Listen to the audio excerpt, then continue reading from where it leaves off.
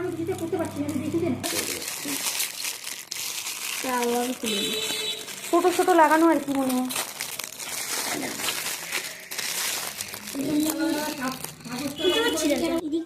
খোলো কিভাবে খুলবো?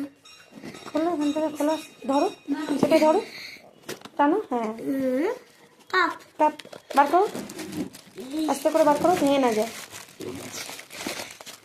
নিচের বক্সটা ধরো চেপে, ধরেছো? খুলছে না তো, এই তো হয়েছে।